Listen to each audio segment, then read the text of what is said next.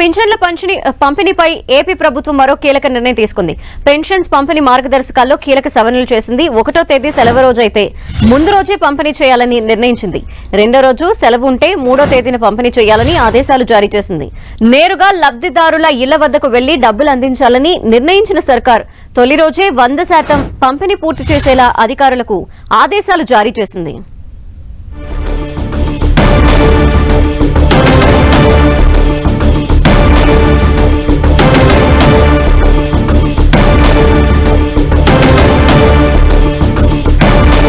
Pension పంపిణీపై AP ప్రభుత్వం మరో కీలక నిర్ణయాన్ని తీసుకుంది. పింఛన్ పంపిణీ మార్గదర్శకాల్లో కీలక సవరణలు చేసింది.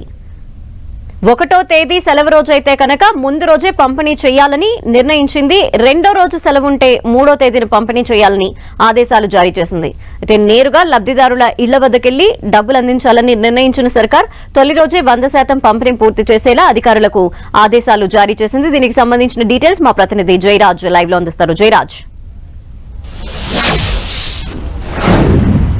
ధనలక్ష్మి, ఆంధ్రప్రదేశ్ లో ఇస్తున్నటువంటి పింఛన్ల పంపిణీలో ఆంధ్రప్రదేశ్ ప్రభుత్వం కీలకమైనటువంటి నిర్ణయం తీసుకుంది.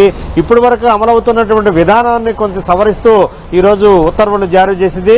మొత్తం మీద 1వ తేదీన 100% పింఛన్లన్నీ కూడా పూర్తి చేయాలనే ఏకైక లక్ష్యంతో ప్రభుత్వం ఉన్నట్లుగా స్పష్టంగా తెలుస్తా ఉంది.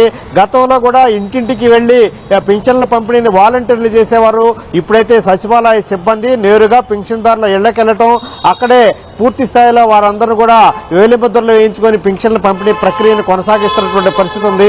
అయితే కొన్ని సందర్భాల్లో 1వ తేదీన ప్రభుత్వం సెలవు కావటం, ఆదివారం కావటం, పండగ రోజు అయినటువంటి నేపథ్యంలో ఆ విషయాన్ని ముందుగానే గుర్తించి దానికి ముందు రోజునైనా పెన్షన్లన్నీ కూడా పూర్తి చేయాలని చెప్పేసి ప్రభుత్వం ఉత్తర్వులు జారీ చేసింది.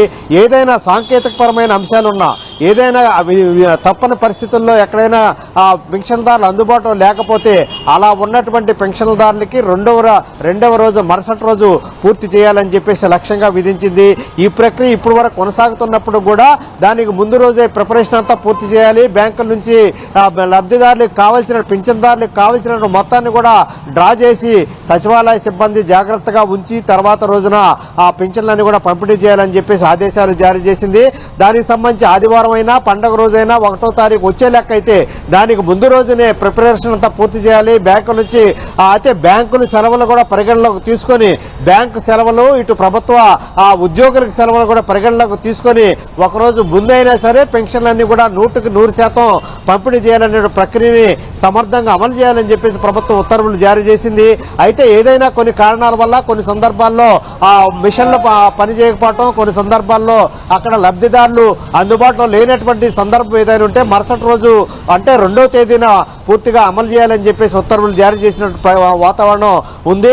మొత్తం మీద చూస్తే 1వ తారీఖున 100% కూడా అమలు చేయాలని చెప్పేసి పెన్షన్లు అందజేయాలనేటువంటి ఒక నిర్ణయానికి కట్టుబడి ఉన్నట్టుగా స్పష్టంగా కనిపిస్తా ఉంది. అయితే గడిచిన 3 నెలలుగా 1వ తారీఖునే పెన్షన్లన్నీ కూడా పూర్తిగా అందజేస్తా ఉన్నారు.